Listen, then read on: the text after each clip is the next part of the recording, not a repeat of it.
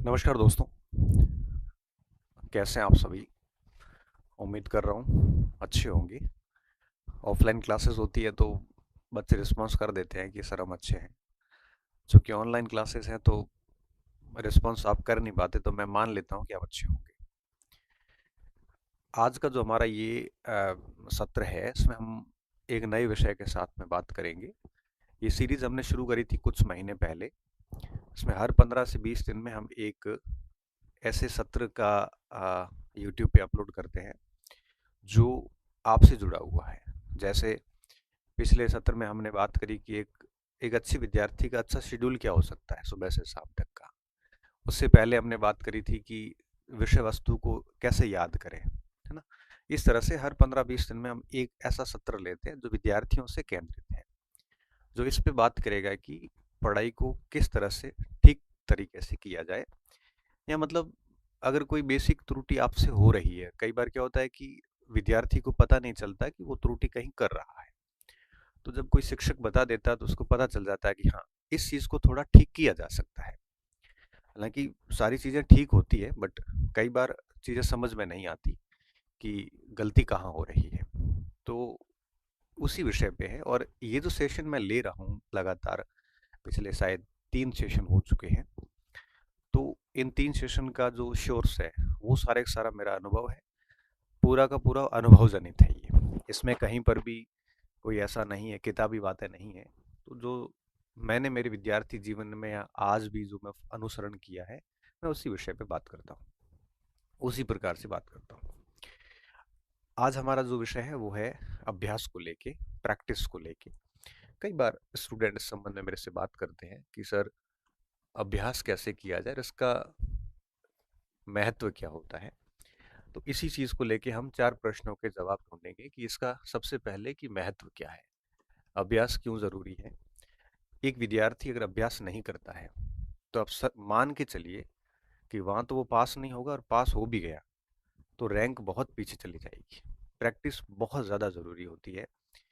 महत्व के संबंध में मैं सिर्फ इतना कह सकता हूँ कि जैसे आप तैराकी सीखना चाहते हैं, स्विमिंग सीखना चाहते हैं, आपने स्विमिंग के सारे रूल्स पढ़ लिए, क्या आप अच्छे तैराक बन सकते हैं? नहीं। रूल्स पढ़ने से आप तैराक नहीं बन सकते। आपको उतरना पड़ेगा। तैरने के लिए आपको स्विमिंग पूल में उतरना पड़ेगा, जलीय क्षेत्र में कूदना पड़ेगा, तभी आप तैराक बन सकते हो। और उसमें स्विमिंग पूल में भी आपकी जितनी ज़बरदस्त प्रैक्टिस होगी, जितना ज़बरदस्त अभ्यास होगा, उतने अच्छे आप तैराक बनेंगे। उसी तरह से जैसे आपको गाड़ी सीखनी है, और आप है वो गाड़ी सीखने के सारे रूल्स पढ़ लो कि क्लच दबाना है, गियर लगाना है, स्पीडोमीटर, क्लच टाइप से, आप नहीं चला पाएंगे नियम सीखने के बाद। और आपको नियम पता भी नहीं होंगे कि कब क्लच करना, वैसे ड्राइवर को बैठते अपने आप पता चल जाता है।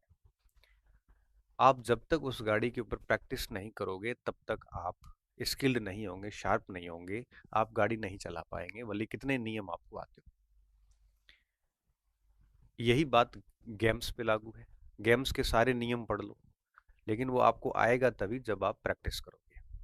यही बात पढ़ाई पे लागू है। आप कितने भी उपन्यास की भांति कितना भी पुस्तकें पढ़ लो, लेकिन जब तक उसकी ठोस प्रैक्टिस नहीं होगी, जब तक उसका तरीके से सलीके से अभ्यास नहीं होगा, आप मान के चलिए कि आप अच्छे ड्राइवर, जिस तरह से ड्राइवर और स्विमर की जो मैंने उदाहरण दिया, आप एक अच्छे विद्यार्थी या यूं कहीं अच्छे अभ्यर्थी नहीं बन पाएंगे जो अच्छी तैयारी करके परीक्षा को पास कर ले। तो जो पढ़ा है उसको एग्जाम हॉल में ठीक से इम्प्लीमेंट करने के लिए आपका एग्जाम से पूर्व अच्छे तरीके से प्रैक्टिस होना जरूरी है। इन 3 उदाहरण से आप इसका महत्व समझ गए होंगे कि बिना प्रैक्टिस कुछ भी नहीं हो सकता। Practice makes man perfect. आपको परफेक्ट बनना है, संपूर्ण तो कोई है ही नहीं, परफेक्ट बनना है तो आपको प्रैक्टिस करनी पड़ेगी। अब ये बात तो तय होगी कि प्रैक्टिस करनी पड़ेगी, बिना उसके कुछ भी पॉसिबल नहीं है, कुछ भी संभव नहीं, अच्छा परिणाम तो बिल्कुल संभव नहीं है। अब दूसरा प्रश्न ये उठता है कि महत्व तो आपको समझ में आ गया, अब बच्चों का प्रश्न ये रहता है कि प्रैक्टिस का सर माध्यम क्या हो, किससे करें प्रैक्टिस, है ना। महत्व के बाद में दूसरा प्रश्न ये रहता है कि कौन से माध्यम से प्रैक्टिस करें, किसके सहारे प्रैक्टिस करें। अब देखो, माध्यम कई हो सकते हैं। पीवाईक्यूज, पीवाईक्यूज का मतलब होता है पुराने वर्षों वर्षों के प्रश्न। दूसरा, टेस्ट सीरीज। तीसरा, मॉडल पेपर। ठीक है, मॉडल पेपर। ये तीन प्रैक्टिस के अच्छे माध्यम माने जाते हैं। अब तीनों में से पहले नंबर पे मैं हमेशा पीवाईक्यूज को रखता हूँ। पीवाईक्यूज का क्या मतलब है? जैसे आप व्याख्याता की तैयारी कर रहे हैं, तो केवल व्याख्याता के प्रश्न नहीं, पीवाईक्यूज का मतलब है जैसे आप इतिहास के विद्यार्थी हैं, तो जितने भी परीक्षाओं में, पूर्व की परीक्षाओं में, चाहे वो आईएएस का पेपर हो, चाहे प्रोफेसर का पेपर हो, चाहे वो किसी दूसरे स्टेट के प्रोफेसर या व्याख्याता के पेपर हो, या कहीं के भी हो, जितने भी पेपर उस इतिहास के हुए उस सभी का सॉल्यूशन करना। ये नहीं है कि पिछले 4 साल के प्रश्न लेके आप सॉल्यूशन करो, नहीं। पीवाईक्यूज का मतलब होता है कि उस विषय के वो सारे पेपर कहीं पे भी, केंद्र सरकार ने लिए हो चाहे स्टेट गवर्नमेंट ने लिए हो, किसी भी पीसीएस ने लिए हो, वो सबसे बेस्ट माध्यम होता है पीवाईक्यूज। कई बार बच्चे मुझे पूछते सर कौन सी पुस्तक ला, मैं तो कहता हूँ सारी लेके आते हैं और एक एक करके पीवाईक्यूज को आप सोल्यूशन करो। आप भले टेस्ट सीरीज दो, भले मॉडल पेपर दो, जब तक पीवाईक्यूज नहीं करेंगे, जब तक आप एग्जामिनर्स एग्जाम्स के पैटर्न को नहीं समझ पाएंगे, आप विषय की भाषा को समझ नहीं पाएंगे। आपको अगर सब्जेक्ट की लैंग्वेज को समझना है तो पुराने पेपर्स पढ़ने पड़ेंगे, क्योंकि देखो, सब्जेक्ट जब हम पढ़ाते हैं ना, तो दो तरीके होते हैं। टीचर जब पढ़ाता है तो अपनी बेसिक लैंग्वेज से पढ़ाता है, और एग्जाम हॉल में हमेशा किताब की भाषा पूछी जाती है। अगर आप बेसिक भाषा से अच्छे पढ़ लिए तो समझ विकसित हो जाएगी, लेकिन जब तक आपने पुस्तक की भाषा नहीं पढ़ी या प्रश्नों की भाषा नहीं पढ़ी, तो आपको ये समझ में नहीं आएगा। परीक्षा हॉल में प्रश्न आपका पढ़ा हुआ भी आएगा ना, तब आप लैंग्वेज से गच्चा खा सकते हैं। तो कोशिश कीजिए कि आप जो है वो पुराने प्रश्न जितने भी हैं, प्रीवियस ईयर्स क्वेश्चंस, वो सारे सोल्यूशन करें और ढंग से करें। भले टेस्ट सीरीज ली हो आपने, भले मॉडल दो, लेकिन ये नेसेसरी है। इससे आप, क्योंकि देखो, टेस्ट सीरीज बनाने वाले लोग जो हैं, उनकी तुलना में पुराने पेपर बनाने वाले लोग हाईली क्वालिफाइड। तो मान के चलिए कि इनकी लैंग्वेज वगैरह सारी आयोगों की डिमांड के अनुसार होती है, परीक्षा एजेंसी की मांग के अनुरूप होती है। इसलिए हमें पीवाईक्यूज तो करना ही है, सबसे बड़ा माध्यम ये है। दूसरा नंबर आता है टेस्ट सीरीज का। देखो, टेस्ट सीरीज देना कोई नेसेसरी नहीं है जैसे पीवाईक्यू है। टेस्ट सीरीज आपकी चॉइस के ऊपर है, आप देते हैं तो ठीक है, नहीं देते हैं तो भी कोई इश्यू नहीं। हम लोगों के समय टेस्ट सीरीज थी नहीं, मैंने एक आईएएस की टेस्ट सीरीज दी थी, लेकिन पेपर इतने टफ थे कि मार्क्स आते नहीं थे। 3-4 टेस्ट देने के बाद में हमने छोड़ दिया था, ये कहते हुए कि टेस्ट सीरीज सही लेवल की नहीं है। ये नहीं कि हमारा लेवल खराब है, टेस्ट सीरीज सही लेवल की नहीं है। ऐसे करते करते मैंने 4 एक टेस्ट देके छोड़ दी थी। तो जरूरी नहीं है ये। जरूरी क्या है? ये नेसेसरी है, ये चॉइस है आपकी। ऐसा नहीं है कि सर टेस्ट दे रहे हैं, हमने पीवाई क्यों नहीं करने, तो आप गलत कर रहे हैं। तो टेस्ट सीरीज अनिवार्य नहीं है। हाँ, अगर आप चाहते हैं कि आपका आंकलन हो, आप सोचते हो कि मार्केट में आपकी क्या स्थिति है, जैसे 100-500 बच्चे बैठे हैं, उनमें से आपका क्या स्थिति है, टेस्ट सीरीज आपका आंकलन करवा देता है। और ये टेस्ट सीरीज मुझे लगता है आंकलन के लिए ही बेस्ट है। दूसरा, टेस्ट सीरीज थोड़ा टाइम मैनेजमेंट, समय प्रबंधन कर लेता है, क्योंकि ओएमआर सीट पे अगर आप ऑफलाइन देते हैं तो एटलीस्ट आपको पता चल जाता है कि आपको टेस्ट पेपर करने में कितना समय चाहिए, और आप समय के अनुसार पूरा कर लेते हैं। बाकी मैं आपको बताऊं, टेस्ट सीरीज के आप 100 टेस्ट दे दो और कोई एक परीक्षा, मुख्य परीक्षा के हॉल में जाके एक पेपर दो, बराबर माना जाता है। तो टेस्ट सीरीज आंकलन करवा सकता है, टाइम मैनेज करवा सकता है कि भाई आपको पता नहीं चलता कई बार आप 3 घंटे में इतने प्रश्न कर पा रहे हो कि नहीं कर पा रहे। बाकी एक मैं और बात बताऊं, टेस्ट सीरीज के सवाल परीक्षा में आए, इसका चांसेस 1% है। 100 प्रश्नों में से एक आधा सवाल आ सकता है, 99 नहीं आएंगे। देखो, भले टेस्ट सीरीज हिस्ट्री पॉइंट की हो, चाहे सक्सेस पॉइंट की हो, चाहे भारत राजस्थान की विभिन्न कोचिंग संस्थानों की, आप अगर इस उद्देश्य से टेस्ट दे रहे हैं कि इसके सवाल परीक्षा में आएंगे, तो आप गलत हैं। टेस्ट सीरीज का उद्देश्य परीक्षा में हूबहू सवाल आना नहीं है, बल्कि इसका उद्देश्य सिर्फ इतना है कि उस टेस्ट में पार्टिसिपेट करने वाले स्टूडेंट्स में आपका लेवल कितना है। इसमें आपकी तैयारी का लेवल चेक हो जाता है और आपके साथियों में आपकी स्थिति क्या है इसका पता चल जाता है। बस, इससे अधिक टेस्ट सीरीज का कोई महत्व नहीं। इसलिए मैं कई बार कहता हूं कि टेस्ट सीरीज की स्कोर को, जो आपका स्कोर होता है, उसको आप मन और दिल पे मत लो। क्यों? क्योंकि एक एक क्योंकि टेस्ट सीरीज आपको पता है, एक ही सब्जेक्ट के 40-40 टेस्ट लेते हैं, एक एक टॉपिक से कई बार 20-20 प्रश्न बनाने पड़ते हैं, तो स्वाभाविक है पेपर हार्ड बनते हैं। मेरी शिकायत भी आती है कि सर आपके पेपर हार्ड बनते हैं, मैं क्या करूं? ऑप्शन कुछ नहीं है। अब मुझे एक छोटे से टॉपिक, राजस्थान में कृषि, उससे 20 प्रश्न बनाने, तो हार्ड ही बनेंगे ना, क्या कर सकते हैं। तो हार्ड बने तो सबका स्कोर कम हो जाएगा ना, तो आपका तो आंकलन हो जाएगा आप साथियों में कहाँ स्टैंड कर रहे हैं।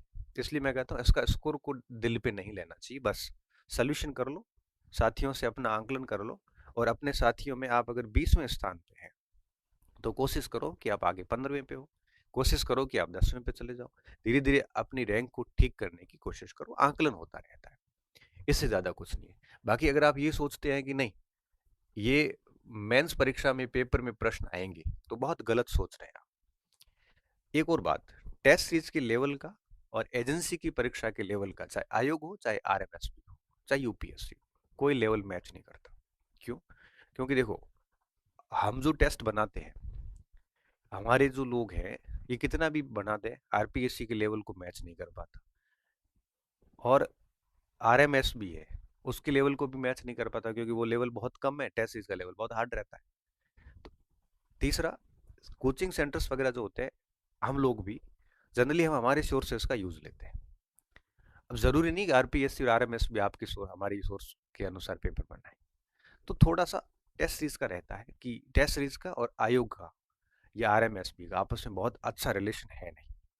इसलिए मैं कह रहा हूँ कि इसको आप केवल और केवल समय प्रबंधन और आंकलन के उद्देश्य से दे सकते हैं, और बाकी थोड़ा बहुत अभ्यास हो जाता है, इस बहाने थोड़ा सा आपका शेड्यूल बन जाता है। इससे ज्यादा इसका कोई फायदा नहीं है। बाकी स्कोर, पेपर में सवाल आना करना, ये दिमाग में लाना नहीं है। तीसरा जो माध्यम है वो है आपके मॉडल पेपर, 10, 20, 30 आते हैं। अब मैं इसको बहुत अच्छा स्रोत मानता नहीं। क्यों? क्योंकि मॉडल पेपर में फिर वो पेपर का कोई लेवल भी नहीं होता, और यही बातें इसकी टेस्ट सीरीज की होती है। तो अब मैं, आप मुझे कहोगे सर हमें आप बता दो इसमें क्या करना चाहिए, तो मैं अगर आपकी जगह इस दौर में होता तो पीवाई क्यूज को तो पूरा ही जोर दे देता, और साथ में एक आधी टेस्ट सीरीज ले लेता, ताकि मार्केट में मुझे पता चले कि मेरा लेवल क्या है, मुझे और काम करने की जरूरत है कितनी है, आंकलन हो जाता ना। जैसे आप एथलेटिक्स हो, 100 मीटर के, आप अगर साथियों के साथ दौड़ेंगे नहीं, तो आपको पता नहीं चलेगा कि आपका लेवल कहाँ पे है, आपको और कितना इम्प्रूव करने की आवश्यकता है। तो थोड़ा सा आंकलन के लिए ऐसे ले लेता टेस्ट वगैरह, और टेस्ट भी ऐसा जो या तो वीकली हो, या फोर्टनाइटली हो, या मंथली हो। डेली वाला तो मैं कभी नहीं करता, क्योंकि डेली वाले में प्रेशर बना ही रहता है दिमाग में, और हर दिन टेस्ट के चक्कर में आदमी पिछड़ जाता है। बड़ा बड़ा क्लियर फंडा, मैंने इसके ऊपर एक बार आर्टिकल लिखा था, तो सूरतगढ़ के लोग सारे नाराज हो गए मेरे से कि आपने ऐसा क्यों लिखा। मैंने मेरा अनुभव ही लिखा था, क्योंकि मैं डेली टेस्ट सीरीज के खिलाफ रहा हूँ, हमेशा से खिलाफ रहा हूँ। डेली टेस्ट की बजाय 7 दिन में एक देते ठीक है, नहीं तो डेली, हालांकि कुछ बच्चों को डेली टेस्ट अच्छा लगता है तो उनको दे देना चाहिए। मैंने मेरा मत बताया था कि डेली टेस्ट में क्या होता है, सुबह से शाम माइंडसेट में यही रहता है टेस्ट देना है, टेस्ट देना है। फिर वो पूरा दिन वही पढ़ते हैं, फिर दूसरे दिन भी वही सेम कंडीशन आती है, फिर वो क्या है कि समग्र तैयारी नहीं कर पाता, और फिर रैंक ऊपर नीचे होती है तो टेंशन और हो जाती है। तो इससे अच्छा है कि 7 दिन में एक टेस्ट दे दो, बात खत्म। टेस्ट सीरीज को इतना ज़्यादा सीरियस लेना नहीं चाहिए, मतलब पेपर बैठो बढ़िया, सारी चीज़ें अच्छे से करो, इम्प्रूवमेंट की कोशिश करो, ये करना ना चाहिए। इससे क्या होता है कि थोड़ा सा वीकली हो या मंथली हो तो वो थोड़ा बढ़िया रहता है, अपना बहुत क्लियर फंडा है। दूसरा क्या होता है, टेस्ट सीरीज में अगर आप अपने कंटेंट सजेस्ट करते हो कि इसी को पढ़ के टेस्ट देना है, तो मैं उसके भी खिलाफ रहता हूँ, क्योंकि हर बच्चा अपनी सामग्री पढ़ने के लिए स्वतंत्र है। अब मैं जैसे हिस्ट्री पॉइंट का टेस्ट ले रहा हूँ या सक्सेस पॉइंट ले रहा है, कोई भी ले रहा है, उनको कहा होगा कि बच्चा जो पढ़े वो पढ़ो, और आपको भी सक्सेस पॉइंट हिस्ट्री पॉइंट के कंटेंट से पेपर बनाने की आवश्यकता नहीं, आपको फ्री हो, आप बुक से बनाइए, आरबीएससी एनसीईआरटी सब सहारा लीजिए। टीम बनाती, देखो मैं तो नहीं बनाता, मैं लास्ट में वेरीफाई जरूर करता हूँ, पेपर के लेवल सच में हार्ड होते हैं, बट मैं कहता हूँ भाई हार्ड रखिए, और तो क्या कर सकते हैं, हार्ड है सबके लिए, आंकलन ही हो रहा है। तो टेस्ट सीरीज में ऐसा हो कि कंटेंट के लिए आप स्वतंत्र हो। कई जगह कंटेंट के लिए भी डाला जाता है कि नहीं ये किताबें पढ़नी है, फिर वो क्या होता है, कोचिंग और लेखकों के बीच में आपस में टाई अप हो जाता है, उनका कमीशन चले जाते हैं इस तरह से। तो मैं हम कभी भी इस बात के पक्ष में नहीं हूँ कि हाँ ये पढ़ा जाए। हाँ, सजेस्टेड बुक ले सकते हो कि भाई ये सजेस्टेड पुस्तक है, इनमें से आप है वो पढ़ सकते हैं, और मुझे लगता है कि आजकल सब स्टूडेंट को पता है कि किसके लिए क्या क्या पढ़ना है। बस आप टेस्ट ले लो, बाकी चीज़ें हस्तक्षेप बच्चे की सामग्री में नहीं करना चाहिए। और बच्चों को भी मैं यही कहता हूँ कि टेस्ट दे दीजिए, भूल जाइए कि क्या है क्या नहीं, स्कोर कम है तो कोई बात नहीं, आंकलन कर लो थोड़ा और, इस तरह से ये टेस्ट सीरीज। तो मैं आपकी जगह होता, तो जैसे मान लो मुझे 4 घंटे देने हैं या अभ्यास जैसे करना है, तो अभ्यास का 90% टाइम मैं पीवाई की उसको देता, 10% टाइम मैं टेस्ट सीरीज को देता, इस पे समय खराब नहीं करता। क्लियर? ये महत्व हो गया। और टेस्ट का माध्यम क्या हो सकता है, पीवाई क्यू को हल करना बहुत ज्यादा जरूरी है। अब तीसरा प्रश्न बच्चों के दिमाग में आता है कि अभ्यास सर कब किया जाए। कई प्रश्न होता है कि सर जैसे मेरा सिलेबस हुआ नहीं, तो मैं अभ्यास करूं या सिलेबस पूरा करने के बाद करूं, किस समय अभ्यास किया जाए। ये प्रश्न भी बहुत ज्वलंत प्रश्न है जो स्टूडेंट अक्सर पूछते रहते हैं। तो मैं क्या कहता हूँ, अभ्यास दोनों लेवल पे होना चाहिए, पढ़ते वक्त भी होना चाहिए, जब आपका पाठ्यक्रम पूरा नहीं हुआ है तब भी आप अभ्यास कीजिए, पाठ्यक्रम जब रनिंग में है तब भी कीजिए, और पाठ्यक्रम पूर्ण हो गया, और मैं बताऊं पाठ्यक्रम कभी पूर्ण होता नहीं है, आप एक बार पढ़ोगे तब लगेगा यार कुछ भी याद नहीं, फिर दूसरी बार शुरू करोगे, ये रनिंग में ही रहता है। अगर आप ये इंतजार करोगे कि पाठ्यक्रम एक बार पूरा हो जाएगा उसके बाद अभ्यास करूंगा तो मान के चलिए पाठ्यक्रम कभी पूरा नहीं होगा। 5 बार पढ़ने के बाद में भी अंदर से कहीं न कहीं टीस रहती है कि थोड़ा और पढ़ा जाना चाहिए, याद नहीं आ रही चीजें, हर बार कुछ न कुछ चीजें नई सीखने को मिल जाती है। तो बेहतर है इसका इंतजार ना करें, रनिंग में साथ में चलते रहने दें। जैसे मान लो कि आपने डेली आप 6-7 घंटे 8 घंटे 10 घंटे पढ़ रहे हैं, तो 1-2 घंटे आप है वो अभ्यास को दे दें, और पीवाई क्यूज है, और संडे टू संडे एक टेस्ट दे दो। तो अभ्यास सिलेबस के साथ में चलते रहना चाहिए। हाँ, टेस्ट सीरीज वगैरह मुझे लगता है कि कोर्स हो जाने के बाद ज्वाइन करते हैं, एक बार हो रखा हो पहले और दूसरी बार आप तैयारी कर रहे हो तो रनिंग में कर लो आप टेस्ट सीरीज। लेकिन आप बिल्कुल पहली बार ही विषय पढ़ रहे हैं तो मुझे लगता है कि टेस्ट सीरीज वगैरह एक बार कोर्स हो जाने के बाद होनी चाहिए, बाकी पीवाई क्यूज तो डे फर्स्ट शुरू हो जाना चाहिए, है ना। तो वेट नहीं करना चाहिए, क्योंकि देखिए आपने जैसे पहले दिन कुछ पढ़ा, 10 प्रश्न किए जैसे उसके, तो 10 प्रश्न करने के बाद आपको आइडिया हो जाएगा कि हमें कैसे पढ़ना है, क्या गलतियां रह रही है, तो आप दूसरे दिन आप जब पढ़ोगे ना, तो दूसरे दिन आप उन गलतियों को सुधार के पढ़ोगे, फिर दूसरे दिन अभ्यास करोगे तो उसमें कुछ गलतियां और मिलेगी, तब तीसरे दिन आप और सुधार करोगे। ऐसे करते करते आप बहुत ही दक्ष होते जाते हैं, और 1 महीने 2 महीने की पढ़ाई के बाद आपको बहुत मैच्योरिटी आ जाती है। तो हर दिन आप अगर 10 15 20 प्रश्न भी करते हैं सिलेबस रनिंग के साथ, तो मुझे लगता है कि एक बार सिलेबस होगा उसके साथ एक बार अभ्यास भी पूरा हो जाएगा, और फिर हर बार जैसे सिलेबस करते हो हर बार अभ्यास करते रहे। तो अभ्यास के लिए आपको लास्ट तक मुझे लगता है वेट करने की आवश्यकता नहीं है, साथ में चलते दें। और कभी भी सिलेबस पूर्ण नहीं होता, मैंने आपको बताया ना, कभी भी सिलेबस पूरे नहीं होते, हमेशा से कमी महसूस होती रहती है। और अंतिम बात कि अभ्यास कैसे किया जाए, ये प्रश्न मुझे लगता है इसके बाद अभ्यास से संबंधित कोई भी प्रश्न आपका शेष नहीं रहता। अब देखिए अभ्यास कैसे किया जाए, इसके सीधे सीधे सिंपल तरीके हैं। पहली बात, जब भी आप जैसे कोई पीवाई क्यूज की पुस्तक लेके बैठे तो कभी भी आंसर ना देखें, आप पूरी कोशिश करें कि आप है वो बिना आंसर देके बिना ऑप्शन देके उत्तर लगाने की कोशिश करें। जैसे प्रश्न आ गया कि सिंधु घाटी सभ्यता में नहर के प्रमाण कहाँ पे मिले, तो ऑप्शन के ऊपर आप हाथ या प्रश्न पत्र कुछ कागज रख लें, खुद सोचने की कोशिश कीजिए कहाँ मिले हैं।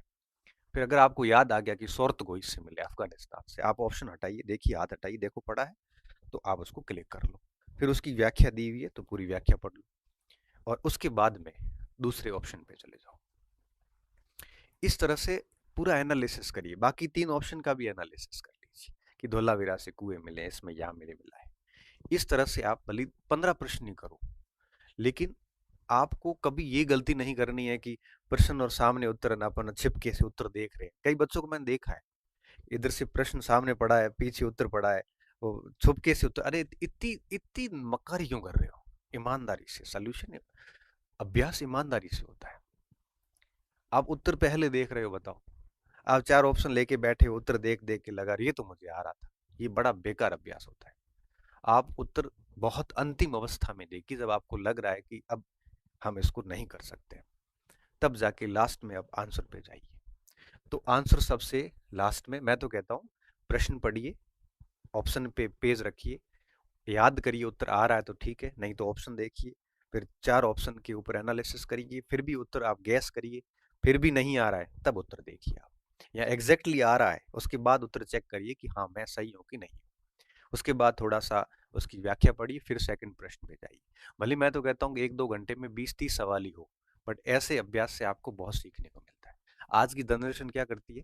आज की जनरेशन सबसे पहले उत्तर देखती है, फिर प्रश्न करती है। ऑप्शन पहले देखते हैं, ऑप्शन के ऊपर आपकी डिपेंडेंसी हो चुकी है, आपको बिना ऑप्शन आंसर नहीं निकलता। ये डिपेंडेंसी आपकी परीक्षा हॉल में जाके नेगेटिव मार्किंग करवाएगी। कोशिश करिए कि आप प्रश्न के उत्तर के लिए ऑप्शन पे निर्भर न रहो। अब कोई निम्नलिखित में से आरोही अवरोही क्रम, तब तो ऑप्शन देखने पड़ते हैं, लेकिन सीधे सीधे फैक्ट है, तो आप एटलीस्ट आपको याद आना चाहिए कि इसका उत्तर क्या है। अगर आप ऑप्शन के ऊपर जितने अधिक निर्भर रहेंगे, इसका मतलब साफ है कि आप परीक्षा में बहुत ज्यादा नेगेटिव करने वाले हैं। तो ऑप्शन की निर्भरता खत्म करने के लिए कोशिश कीजिए कि आप इस तरह से अभ्यास करो। तो एक तो आंसर पे डिपेंडेंसी नहीं होनी चाहिए। दूसरा, सोल्यूशन की बजाय एनालिसिस होना चाहिए। एनालिसिस का मतलब सारे ऑप्शंस जो है उसको चेक करिए, क्रॉस चेक करिए, और उसके बाद में मतलब आप एक प्रश्न से 4 बातें सीख के जाइए आगे। एनालिसिस वो होता है। एनालिसिस से घंटे में 15-20 प्रश्नों का ही हो सकता है, ज्यादा नहीं हो सकता। कई कई तो बैठते फटाफट राइट टिक करते करते घंटे में 100-200 सवाल निकाल लेते हैं। ये कब होता है? ये सबसे लास्ट में जाके होता है, मतलब बहुत जोरदार आपका विषय तैयार है, फिर आप सुबह से शाम पूरा अभ्यास कर रहे हो 2-4 दिन, तब तो ठीक है। ऐसा नहीं होना चाहिए। और आखिरी बात, एनालिसिस करिए, उत्तर नहीं देखिए, उत्तर बहुत अंतिम अवस्था में देखिए। और आगे एक और बात, अब जैसे आपके पाठ्यक्रम पूर्ण हो चुके हैं, आप रिवीजन के दौर में चल रहे हो, उस समय एक चीज और ध्यान रखने की होती है। जैसे मान लो आप ऐसे पढ़ रहे थे, पहले आपने प्राचीन भारत पढ़ लिया और अब आप आधुनिक जैसे पढ़ रहे हैं, ठीक है?